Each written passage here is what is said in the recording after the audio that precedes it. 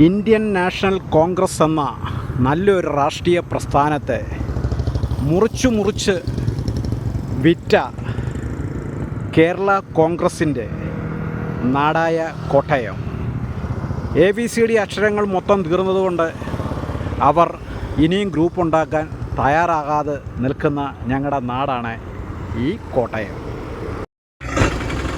ആഹാ, എന്തു മനോഹരമായിരിക്കുന്നു കോട്ടയത്തിൻ്റെ gate. Caritas ഹോസ്പിറ്റലും മാതാ ഹോസ്പിറ്റലും കൂടെ ആണെന്ന് തോന്നുന്നു ഇതിൻ്റെ ക്യാഷ് ചെലവ്. ഇതുപോലെയുള്ള നല്ല നല്ല പ്രവർത്തികൾ നമ്മുടെ നാടിനു വേണ്ടി സമർപ്പിക്കുന്ന നിങ്ങൾക്ക് എൻ്റെ ഒരു ബിഗ് സല്യൂട്ട്. ഈ സ്ഥലം കുട്ടന്മാർ കിടക്കുന്നുണ്ടോ, അമ്മമാരിവിടെ കാവൽ കിടക്കുക. ഈ സ്ഥലം നമ്മുടെ പട്ടിത്താനം 4 കൂടുന്ന ജംഗ്ഷനിൽ പണി കഴിപ്പിച്ചു വച്ചിരിക്കുന്ന അതിമനോഹരമായ ഒരു റൗണ്ടാനയാണിത്. നമ്മൾ കോട്ടയത്തെപ്പറ്റി പറയുവാണെങ്കിൽ ഒരുപാട് പറയാനുണ്ട്.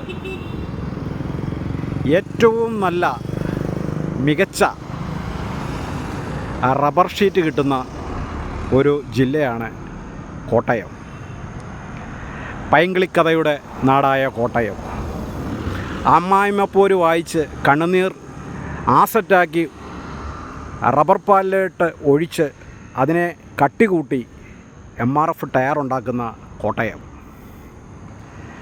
അതിമനോഹരമായ രീതിയിൽ ആസി സാമ്രാട്ടായ VD രാജപ്പനെ ആദ്യമായി പാട്ടുകൾ ഹാസ്യ രീതിയിൽ നമുക്ക് സമ്മാനിച്ച VD രാജപ്പനെ തന്ന നമ്മുടെ കോട്ടയം. നാടകത്തിൻ്റെ കുലപതിയായിരുന്ന NN പിള്ളയെ നമുക്ക് നൽകിയ കോട്ടയം. സ്ഫടികമെന്ന സിനിമയിൽ കൂടെ മലയാളി ഹൃദയങ്ങൾ കാർന്നെടുത്ത സംവിധായകൻ ഭദ്രനെ തന്ന കോട്ടയം. അങ്ങനെ കോട്ടയത്തെപ്പറ്റി പറഞ്ഞാൽ ഒരുപാടുണ്ട്.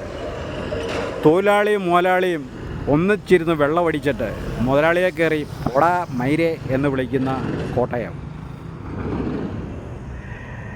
ഏറ്റവും കൂടുതൽ താറാവിറച്ചി കഴിക്കുന്ന അച്ചായന്മാരുള്ള കോട്ടയം.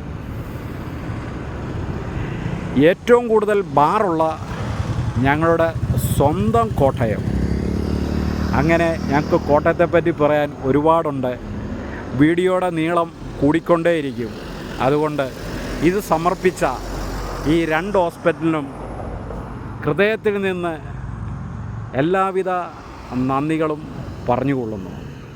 ഓക്കേ.